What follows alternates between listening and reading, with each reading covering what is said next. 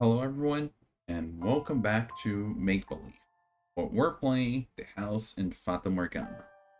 Last time, they finally were able to put everything out there, and he explained about his past, his family, and so they started a new life together as a master and servant, friends, and they were very close, in fact. But we know how all these stories don't really have a happy ending. So, are we gonna get that twist today? Or are we gonna have all just rainbows and sunshine today? Let's find out. With each passing day, it grew less and less unusual having Giselle always at my side. I began more freely engaging in silliness, speaking my mind, and showing emotion. I could say her name, and Giselle would turn around and smile at me. An unimaginable sight not long ago. Ooh. I do not remember the song. I don't know if it's my memory or if it's a new song. For 10 years I had lived alone. Solitude had been my normal. That was very rapidly changing at her hands. We were continually getting closer, yes, but not in a romantic sense. If I had to describe it, I would say good friends was probably the most apt. Yeah, like I was saying, they would become very close friends. Time continued to press on, our relationship remaining relatively stable. Eventually, summer came, bringing with it the longest periods of sunlight I had experienced in many years. Then, the leaves began falling from the trees, and before long, the world grew cold and dreary. At winter, the fireplace was never without a crackling blaze in its belly. The boiled wine we drank was undoubtedly middling and cheap. But she said, with a smile, "I've never had this wine this good before." And though I didn't say anything, I felt the same way. The sun set much earlier, and having stopped using candles, we found ourselves habitually gathering around the fireplace when it grew dark. Oh, look at that. That is so nice. Reading a story by the fireplace like this almost makes it feel like we're in another world, doesn't it, Master? I bet that's why troubadours perform at pubs, so they can't be near the fire. Or because there's ale. Drunkenness makes even bad singing and storytelling pleasant to the ears. Oh, you're such a cynic. But that's okay. Like, look at this. Such happy times. I know it's coming, the ruin. I know it's coming. Just how soon it is the only question. Say, yes? Do you remember when I first arrived here? When I was cleaning the library? Please don't tell me you're bringing the obese rat incident back up. No, not that. Before that. Before we could actually talk to each other. I believe I suggest we read something together if you ever felt the inclination. You might have. I can't say I remember. Are you sure about that? You turned down my proposal, saying I was wasting my time. But look, it actually happened. Even if you don't remember, I'm sure you never thought this moment would come. I was, for the most part, focused on making sure things didn't get any worse between us. But to be honest, I didn't expect there would ever actually come a time we would sit shoulder to shoulder and read a book. Never know how things might pan out. I really do remember. I remember how I tried to push her away, how much I mistrusted her. I was nothing but hostile toward her. People change. And perhaps, if they can, so can the future. Maybe I can hope that, like our friendship, there's a chance the future might take a turn for the better. Oh, he looked away. It's something the matter. I really like those little details. Like the same image, but like the facial expression change or the eye change. Like it really makes this more vivid. I don't much care for hypotheticals, but if by some chance I were someday to be able to return to that house, did that time come? The house home to her nightmare. Even if it didn't happen to after my father was gone, it wouldn't erase what he had done to her there. She acts like nothing's wrong though. I don't know. Have her wounds healed, or do they still remain? Should that time come? Should that time come? If the day comes, I will do what I can to ensure you have a comfortable life in the city. Though I will not be able to inherit the estate, I can work something in. I see. Thank you very much. Now this is a very delicate thing, because I don't know if he's considering his idea that he's like looking out for her, taking care of her, or if she is even noticing that he's avoiding taking her back to that mansion that caused her so much trauma. But it can also be that she's sad that he's thinking of parting ways. You know? So there are a couple different directions she could be taking this. But if you would be comfortable doing so, I would be pleased if you were to join me. Oh, there we go. Now it's just cleared everything up. I mean, as a servant, of course. As a servant? Yes, as a servant. We're, forward on hands. I see. Servant. Oh, I really need to repeat myself. Yes, as a servant. The smile. Alright, sure, I think I will. I would like to accompany you, master. How exciting. I'm sure a wonderful future awaits us. Pray so. Now, back to the story. And see, they're even talking about a happy future.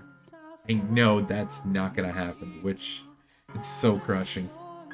But we've been around the block long enough. We know how this game works.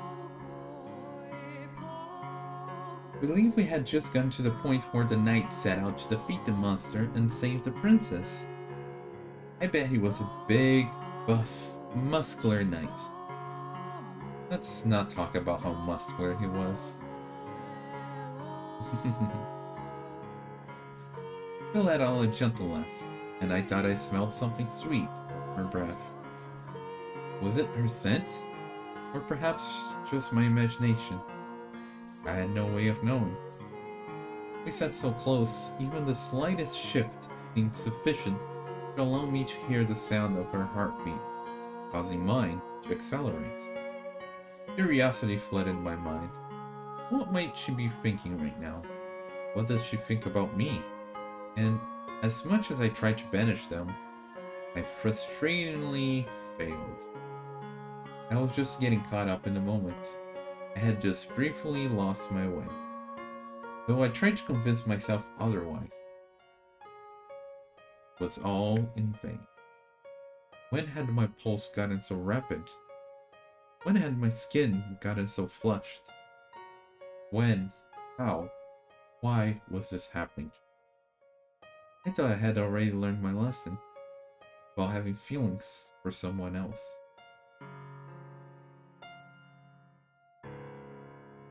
Before long, winter retreated and our second spring came to take its place.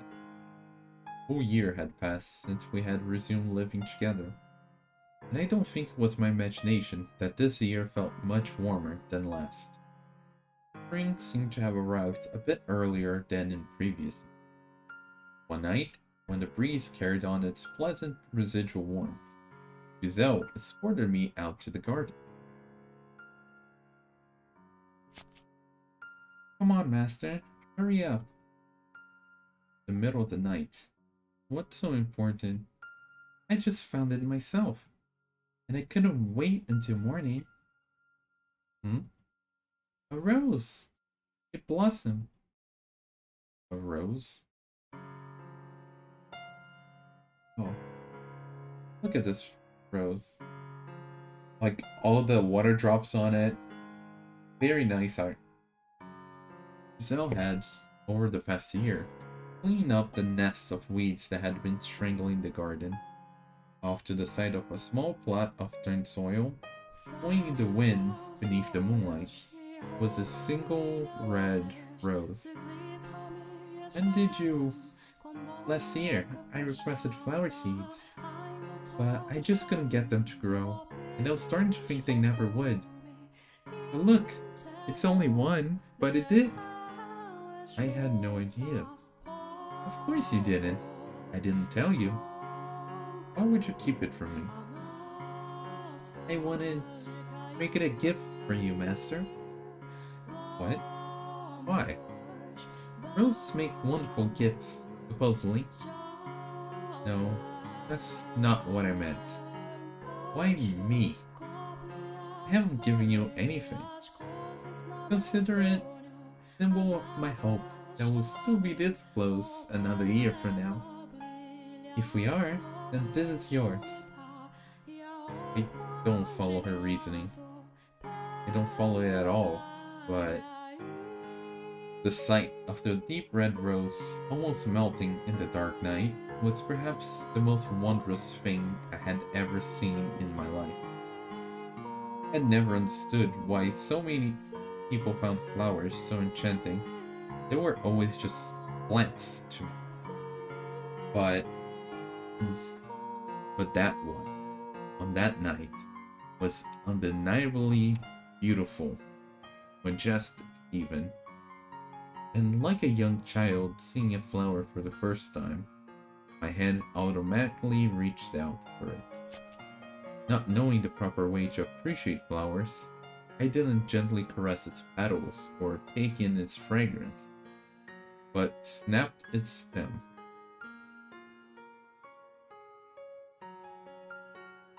Oh, you picked it? Are you going to bring it back to your room? When I finally processed her question, that was when I realized I probably should have left it to grow in the garden.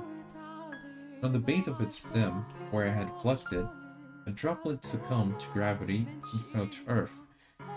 With it came the delayed realization that I had ended the plant's life.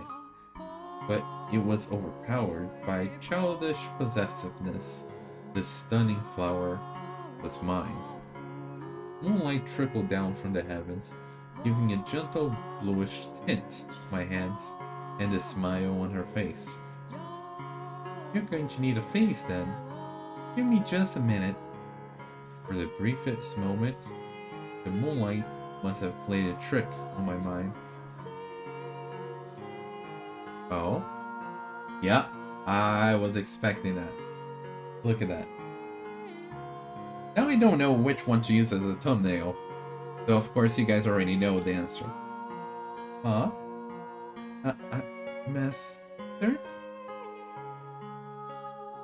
What on earth am I doing? A look of bewilderment fills Giselle's face, just inches from mine, which hammered in the reality of what I had just done. The thought had just crossed my mind that perhaps her black hair might prove a good backdrop for the rose, but it was supposed to remain a simple fancy. What was that about? An excuse. I need a good excuse. The drawing. Drawing? Right. I would like to preserve it on canvas. What? What? I mean, that a rose on its own does not make a very compelling picture, though I would like to include you as an accessory.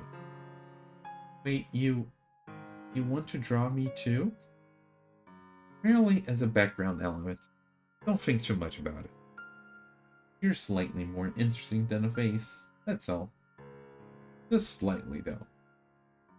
I've never seen you draw anything before. I just never got the urge. You know how?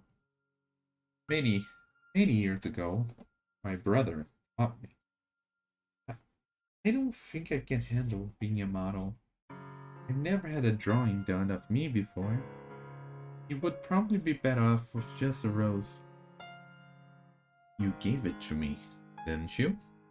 That means I'm free to do with it as I please. I did. Didn't mean to sound so rude. I had no real interest in drawing the rose after all. But I couldn't just take it back either.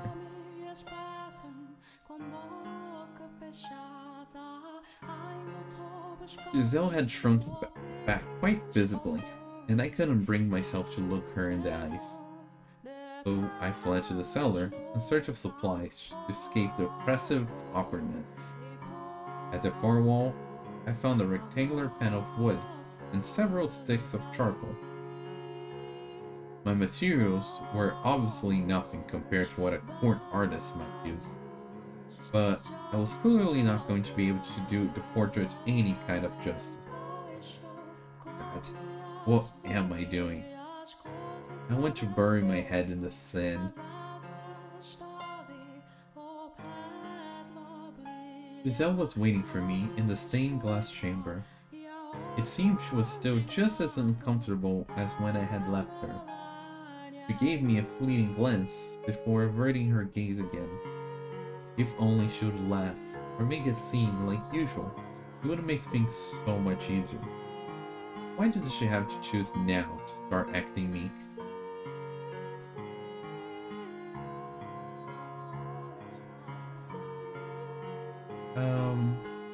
What should I be doing? Stay perfectly still, please. Do you need me to pose or anything? No, just get comfortable. Look away. Why? It's hard to work when you're watching me.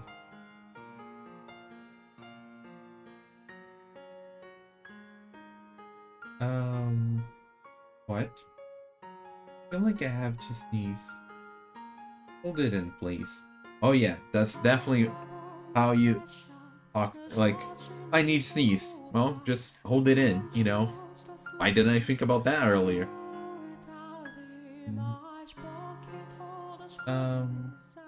What now? Can I see it? I've barely drawn anything yet. As long as our eyes didn't meet, I was able to observe her, and my gaze was quite clearly not focused on the rose, but Giselle. Yeah, see, he talks about not being any romantic feelings growing between them, but you can tell. At first, I had regretted my in-the-moment proposition, but I was beginning to think it hadn't been such a bad idea after all. Without some sort of pretext, I would never have been able to examine her so intently. I didn't have that kind of courage. This isn't like me. But what was like me? Did I prefer being a sharp-tongued, unapproachable recluse? Was that what I wanted to strive for? Giselle was like a gale. Her mere presence dispersed the gloomy clouds that always hovered around me. Thinking about it, it's practically a miracle that we ever end up so comfortable around each other. That she's still here right now. Light from the moon spilled through the stained glass window, taking on a multitude of pale tones before falling on her white skin and jade eye. I had stopped sketching at some point.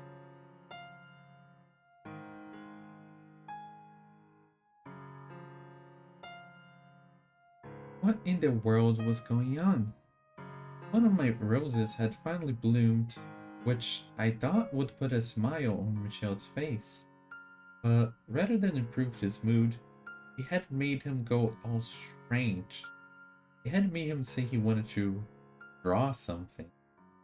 I had never seen Michel draw anything before. Ugh, can't sit still. I tried sneak peeks of him every once in a while, but anytime our eyes met, he gave me a stern, look that way stare. So I ended up spending a whole lot of time looking at the archangel in the stained glass window. What could he be thinking? Could this be thanks for the rose? I'm pretty sure he's not the type who would consider drawing an expression of gratitude, though. If I'm wrong about that, it'll turn my whole world upside down. Maybe he wanted to draw me? No, not possible. That would turn the whole world upside down even faster. He couldn't. We're close, to be sure, but we're not that kind of close, you know? That makes it sound like Michel's attracted me. And there's no way. There's absolutely no way. He compares me to an obese rat and calls me an amateur at chess, laughing while he crushes me. So that's not what this is. Is it?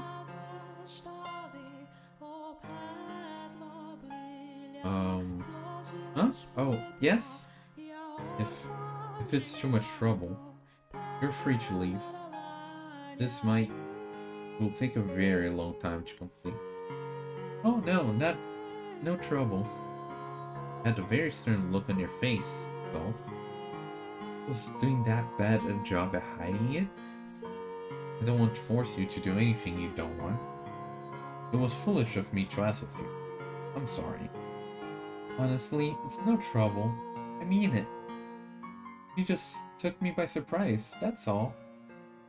I'm not even that great of an artist to begin with. That's not a talent I was blessed with.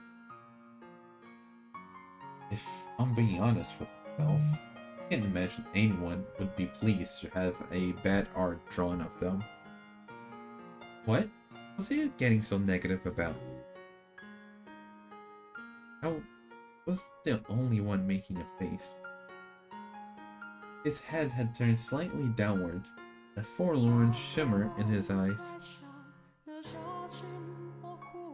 I had never seen him make that face before. He resembled a child who had just been scorned by his mother. I wasn't at all angry or displeased with him. I was just fine, honestly. I had to get that through to him. I am pleased. It doesn't matter how it turns out. You drew it for me, master. Whether it's good or bad, it's irrelevant. But the moonlight shining through the stained glass window was so enchanting, I lost myself in it. I would be happy with anything drawn for me by the man I love. Oh? What now? What did you say? Or think? For an instant, time froze. By the time I realized what I had said, wait, did she actually say that? My mind had gone blank. Couldn't form a coherent thought. I mean, like, you know, like family. You're like an older brother to me. Yeah, that's it. I meant love, like love for a brother. Hey, hey, say something, master. Give me your usual exasperated sigh. Come on now. Come on, give me your best. Good grief. And then hurl me out the window. Oh, come on, please. Show me some disappointment. Oh my god. She sounds like she's a massive, like, of course that just taking this out of context, but it sure makes her sound like that.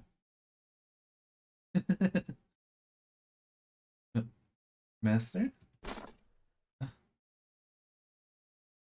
Uh, when the wood panel he was using canvas and the charcoal in his hand crashed to the hard chapel floor, the clattering was so loud I jumped.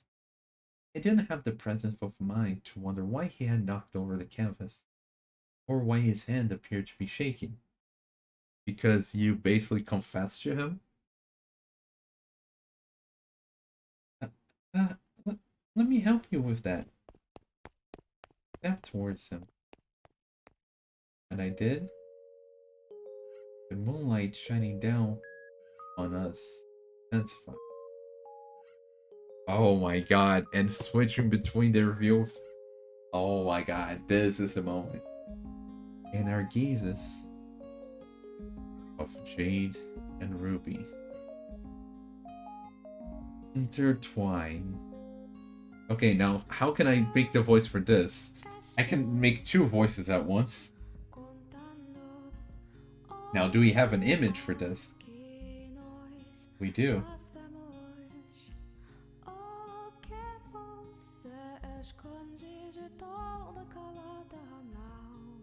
Her face looks like very different, maybe because of the blush or something.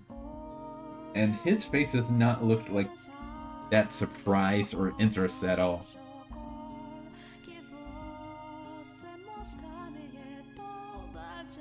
There was a visible rosiness in his really pale cheeks. Was there? Really? More of your face. Master? Flickers of panic darted beneath the surface of his normally stony red eyes. They were trembling as he looked over at me. I was at a loss for words. We must have been under the moon's spell. We weren't thinking. We stood alone in a frozen world, robbed of all rational thought. Riding the moonlight's current, his hand fell against my cheek. It was much colder than I had expected, but it felt pleasant on my flushed skin. As we drew closer, I could feel the warmth emanating from his body, and I'm sure he could feel mine. The beating of my heart too. His breathing stopped for a moment, then he gulped. He brought his head in. I closed my eyes and... Oh... They were about to kiss, but then trauma struck her, and for a moment she remembered the scenes with his father. Ah!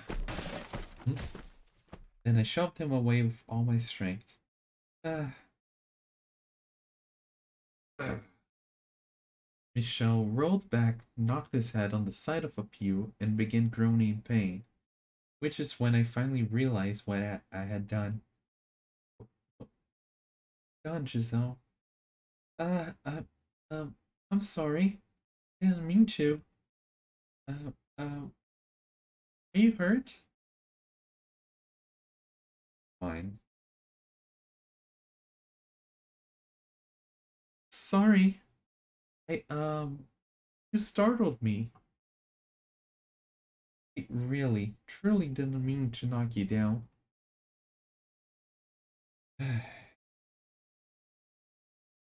Good, go back.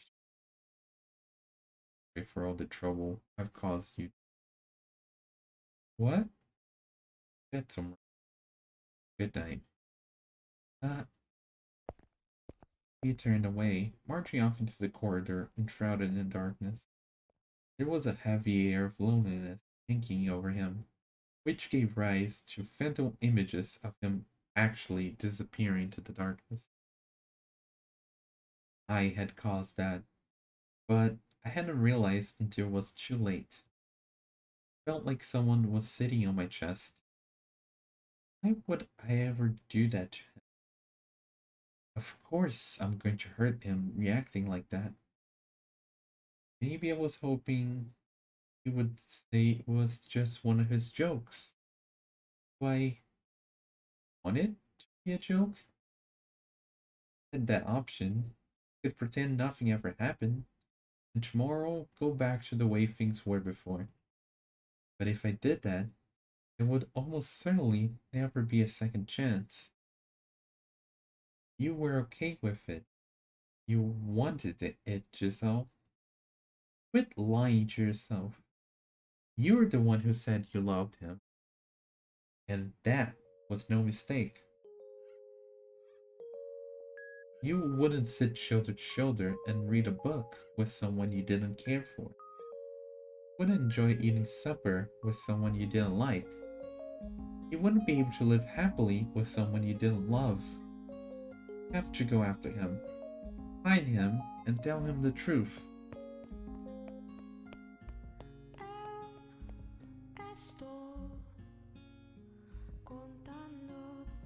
What am I doing, for God's sake? I'm not in my right mind. Something about me was off today. I couldn't control myself. I was saying things I didn't mean, doing things I didn't intend to. I had never meant to do that.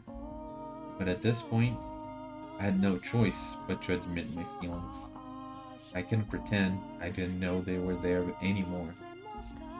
How long had I felt this way? A week? A month? 6 months?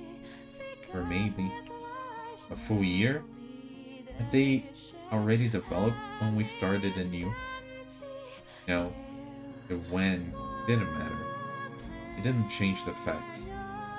I was still attracted to her, regardless of when it had begun. But it pushed me away. Quite literally, in fact. I sighed at myself. Why should I be disappointed? It was nothing like me. I was reclusive and unsociable. She was the exact opposite. She was the kind of person who would confidently tell someone how she felt. Kinda like she did, even though that wasn't really confident. And she had done exactly that. That I was like a brother. But I hadn't listened. Because you shouldn't have listened to that part. As a matter of fact, could I have been any more presumptuous? I don't deserve to love anyone. It's better this way. Master. Oh, and we're back to the scene again. What? I told you to go back to your room. Master, I need you to listen to me, okay? What? How about what just happened? That doesn't count. You can't count any of that. Huh? That's I said I loved you, and that I shoved you. They don't count. Right. I was planning to forget that anyway. So don't worry. No, that's not what I meant. What I'm saying is that's not something I should have said on a whim, just because the moonlight was kind of pretty tonight. It wasn't supposed to be so casual. The way I said it doesn't get across at all how much I really care about you. It should have been something with more impact rather. Me looking you straight into your eyes, my heart jumping around like some fire.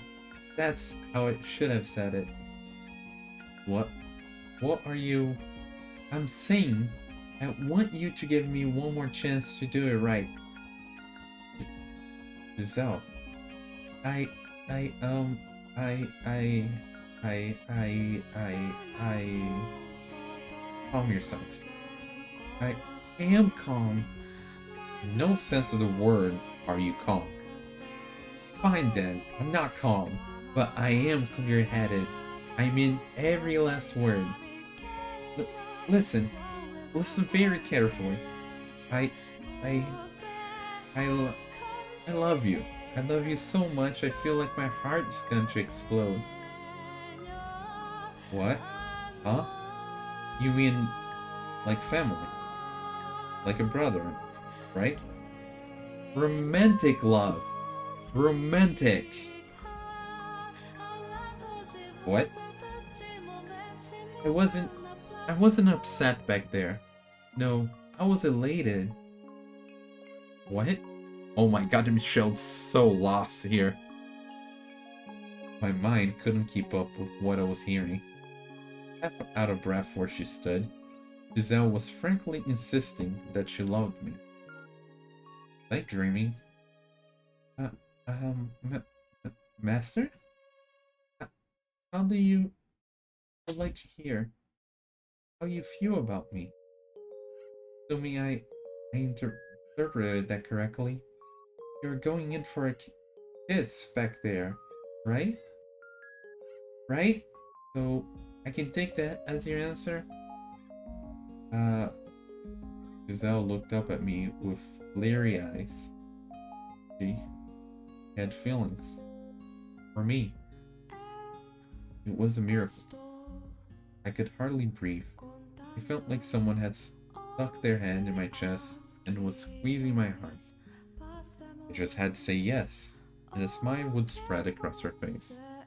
I could bring her joy, and all it would take was a single word. I had no reason to say no. My happiness was standing right in front of me. What more could I ask for?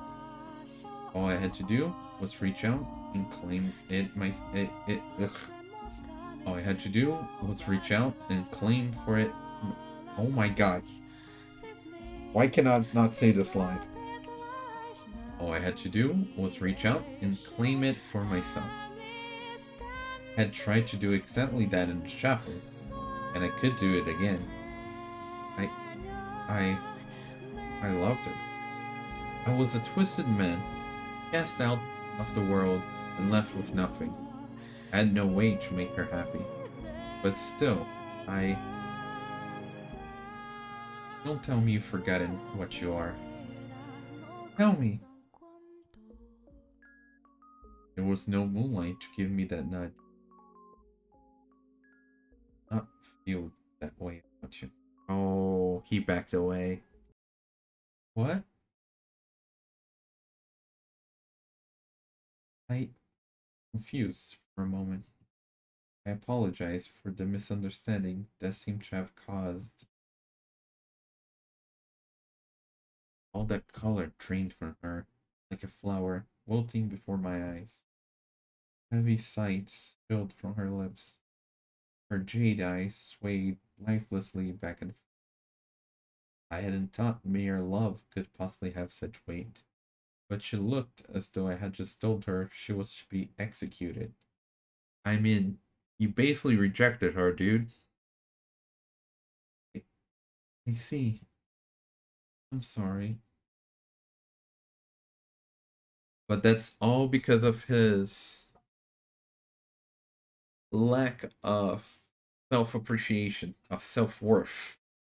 That he's basically considering himself not worthy of giving her a happy life. And that's why he decided to back away. I let it go to my head. Sorry for making such a racket. Really. God, what was I thinking? I got way ahead of myself there. Her fox energy hurt to watch. I had hurt her. This was the result. You wanted to protect yourself, and even if it meant hurting her. But look where that got you. You would have just been better off just going with it. Because when she learned the truth, she would have pushed you away anyway. I'm sorry. I'll be going now. Sorry for barging in on you like that. She made her way into the shadow towards the door. There. You did it. You preserved your peace. I got the feeling she would never turn back. Your mistake was ever getting close to anyone. What I had always wanted was right there in front of me, and I was so close to obtaining it too. Pushed her away. I really did love her. You would never love the real you. Couldn't. You're disgusting. I can't believe you actually had the gall to fall for me. Oh, and yes, he has his own traumas from the past. Good night, Master. She was leaving. Wanted her here. Was leaving. I simply had to acknowledge my feelings, and she would come back. Was I really content to let her go? In my weakness, I mistreated her. I hurt her. I let her go, and I was about to lose her, even though she said she loved me, and I felt the same way. Wait, please don't go. Her voice shaking like a scared child's. What are you hoping to tell her like that? I, I she was different. She was probably, no, she was absolutely was nothing like anyone in my. And so basically they had a moment, but as they were getting close about to kiss, her trauma struck and she pushed him away. But seeing what was going on, she fought back and decided to go after him. And she confessed everything and believed he liked her as well. But then his trauma struck and he pushed her away verbally. But now he's trying to fight those feelings. It won't be any different. I decided I would try just one more time. I believe in myself and to believe someone else. I lied. Giselle, from the bottom of my heart, regret this. No, I won't. Sincerely love you. Oh my god, you can hear the steps as she's running back. The fragrance of rose enveloped me. Her arms wrapped around my chest. We're both imbued with strength and shaking like mad, as though the slightest touch might shatter them. Yeah, look at her crying. Why didn't you say that in the first place? That's the one that pushed him away? She said in a quavering, sniveling voice, just inches from my ear. I lacked sufficient control over my mind or body to return her embrace, to run my hands through her hair, or to do anything more than support her weight. I'm sorry. Jerk, bully, brute.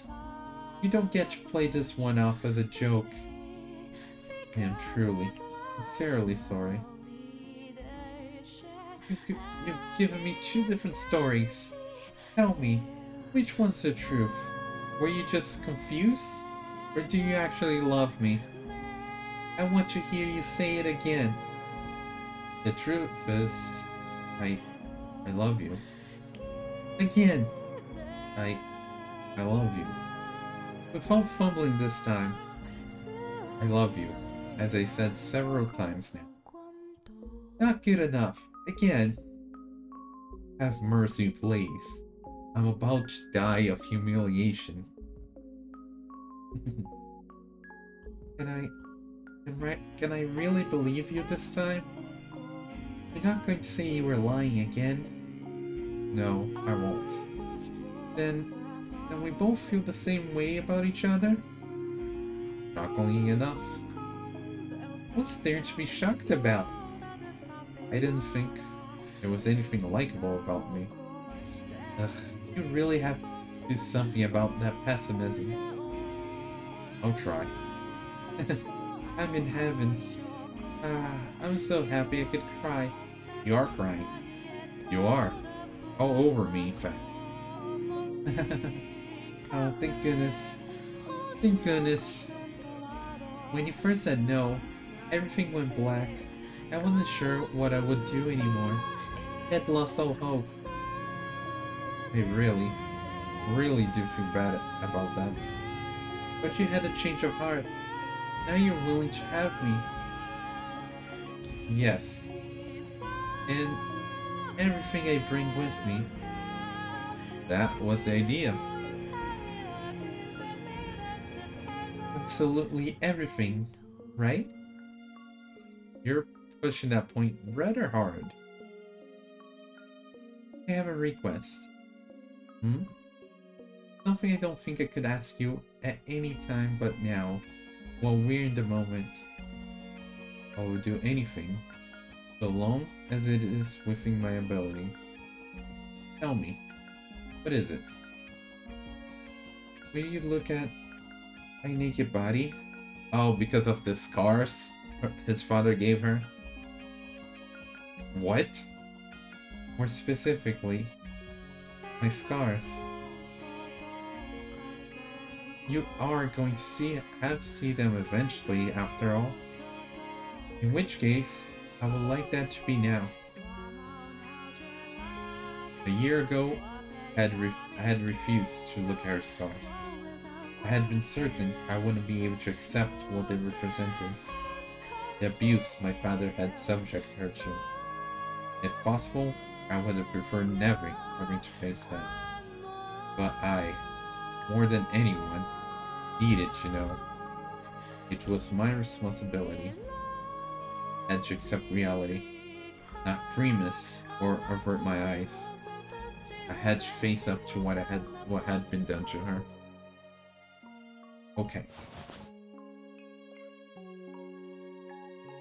I couldn't bring myself to look at her as she hesitantly disrobed. The sound of her clothes rustling made me feel as though I was doing something incredibly improper. As much as I tried to feign calm, I was so tense my joints were practically creaking and my heart felt like it was being stepped on. I feel like I'm made of stone. I'm ready. You can turn around. Alright. I'll count to 10. He's laughing at me. I feel a whole lot better seeing you so nervous. I'm turning around. Okay. We don't see any scars in this shot. Her head was tilted down just enough to keep me from making out her expression, but she couldn't hide the pink flush spreading across her cheeks. It contrasted well against her white, but not excessively pale skin, as did her jet black hair. Sorry, it's not anything nicer to look at. In what way was this not a pleasant sight? I had never been more entranced by anything in my entire life. It was stunning, had no measure of comparison, but I was certain the same sight of any other woman in the world would not have had the same effect on me. I mean, not only this is probably the first naked woman you see, but it's a woman you love. So yeah, I can understand that feeling. I could say as much with confidence, despite having never seen another woman nude. Hypnotized, I can take my eyes off the gentle curves of her body. Were I more socially inclined, perhaps I could have told her she was pretty, which perhaps would have brought a sheepish smile to her face. And though I wanted to, my throat was dry as dust. Oof, talk about a dry throat. I'm also gonna drink some water right after this is done. And all I could manage to produce more incoherent rasps. Please say something. Ah, hmm. I'm hideous, aren't I? I'm unclean. You're not hideous. Which, this also reminds me of the story of the white-haired girl and Yukimura. How he considered himself a beast, hideous, while she just saw him as a human, a man. You mean it? I mean it. Why would you think so? Because you're not unclean. Not in the slightest. You mean it? I do. Even seeing this? Giselle's eyes slid downward, a trace of fear lurking just beneath the surface. Following her lead, I dropped my gaze to her lower body, and there, I saw her scars. Swollen, red, and black gashes, still not healed after more than a year, defiled her white flesh. Wow, they're still swollen, red and black gashes for over a year? Yeah, those were some bad scars. As she had described for me, the lines were arranged from letters carved into her skin. Ah, so that's why she said I would have to see them eventually. My instincts told me these were ones she would carry for the rest of her life. I felt nauseous, heartbroken, infuriated. And the fact that the person had done this was out of my reach. And the fact that I could do nothing for her. What went through my father's mind when he looked at these? What did he gain from giving her these wounds? Why did he have to do this to her? Why my father, of all people? Giselle was the one with the scars. Giselle was the one in pain. But I felt like someone had shoved a handful of needles into my chest. Dozen of thick metal stakes piercing the walls of my heart. Blood streaming through me like a river. If I didn't force myself to face it, I was liable to run. What was the right thing to say? What was I supposed to tell her? As hard as I thought, I couldn't come up with an answer. All I came up with was intense frustration. It killed me that I couldn't take the scars from her. That I couldn't give my father a piece of my mind. You are in no way hideous, no matter what marks are left on your body. It took all I had to form that single sentence. Thank goodness. I'm so glad to hear that. When I was down in that village, they said it didn't matter what they did to me, because I was already dirty. That made me think that I had reached a point where I was so tainted anyone could see it. I'm sorry. Why should you apologize? You were frowning real intensely. Thought I might have made you mad. No, I'm not angry at you. I'm angry at my father, the villagers, and myself. May I touch them? My hands were trembling, but I knew I wouldn't be doing her any favors by hesitating. As soon as my fingertips brushed her skin, she shuddered. The eye changed. Does it hurt? No, it hasn't been pain in some time now. I could feel her trembling where I touched her. It didn't seem like it was going to subdue anytime soon. Soon, she began whimpering softly. Her lips moved as though she was trying to say something. but the best she managed was a few strained gasps. Tears had begun welling up in her eyes as well. I feel like I'm in heaven right now, but I also kinda hate myself. Hate yourself? But why? Because I can't stop shaking.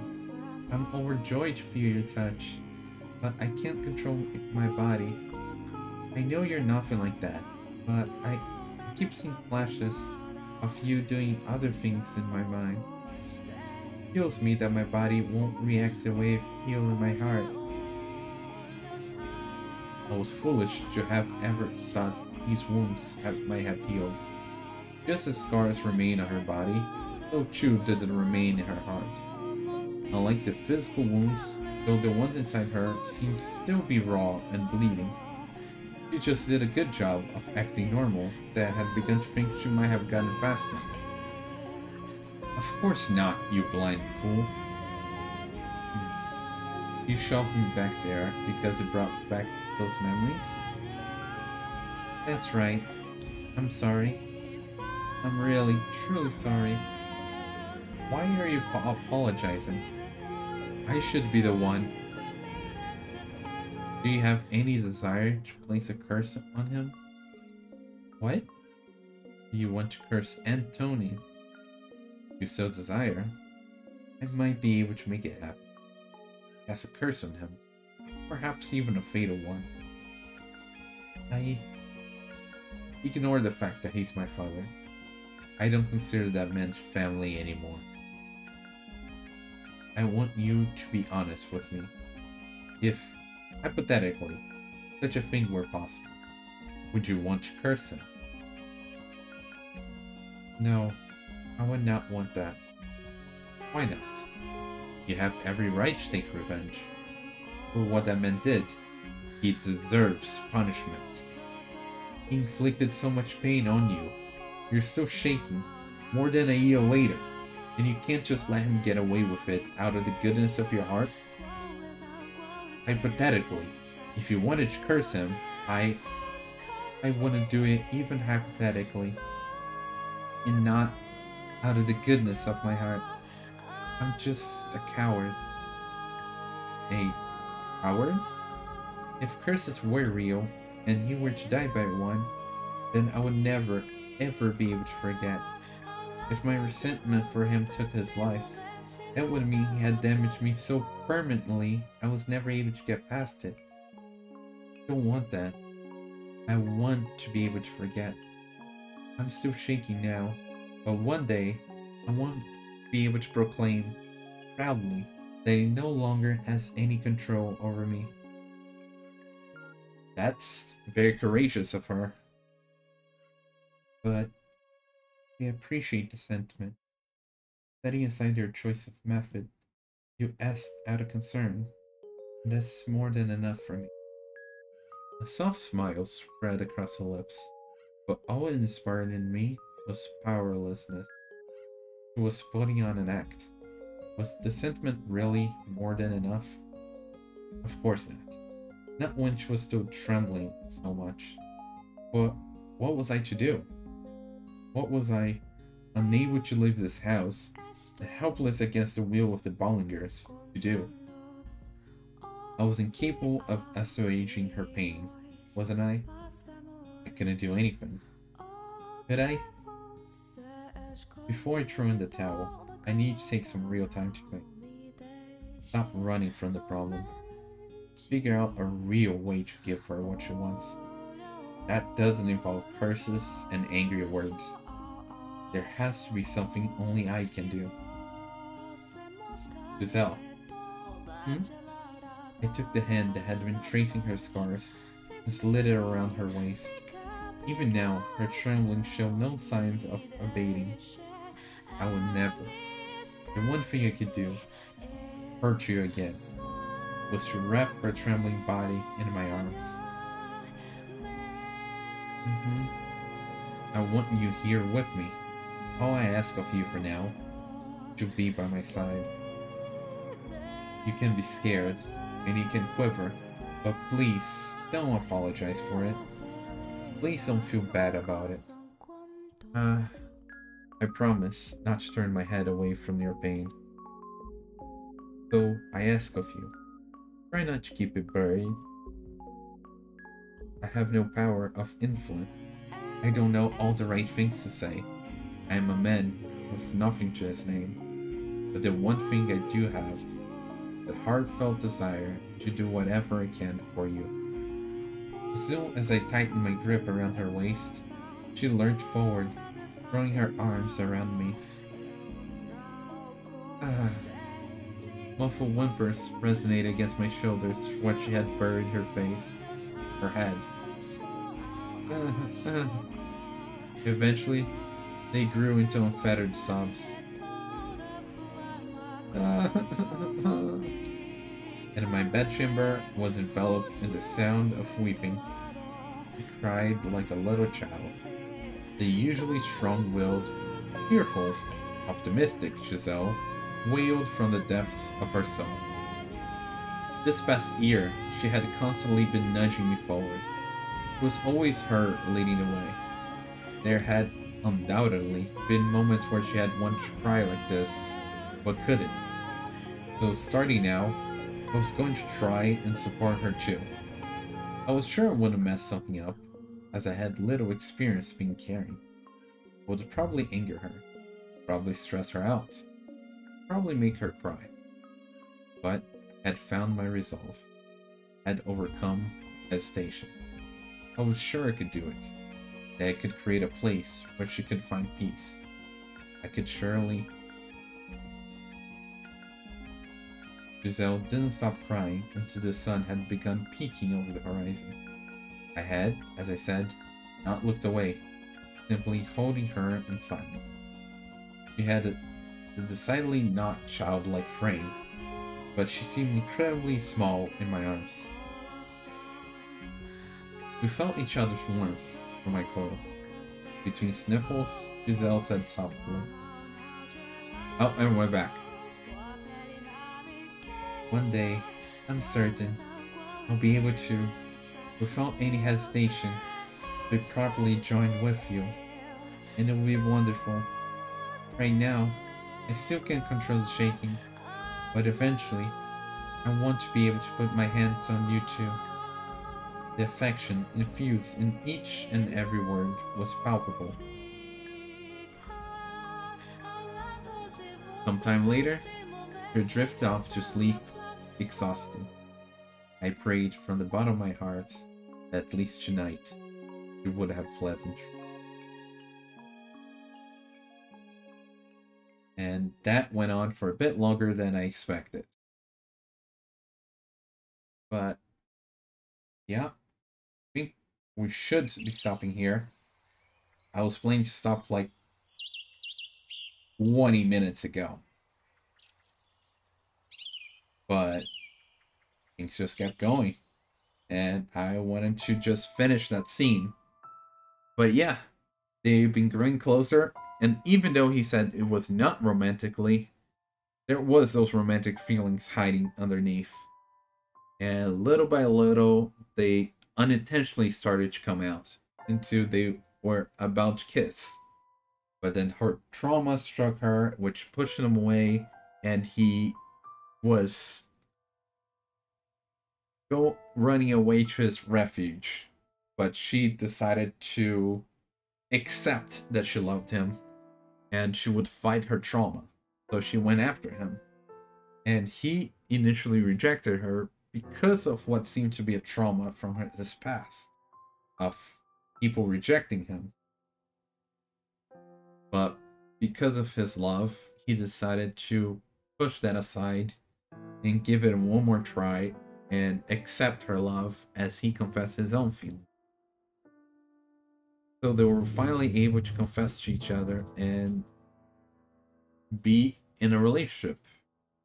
But in the beginning of it, she decided to put all cards on the table, as she had revealed before about the scars. She wanted him to look and give his opinion on it, as she felt that she was hideous, tainted by them. But he did not think as much, and was only angry at his father for having done that.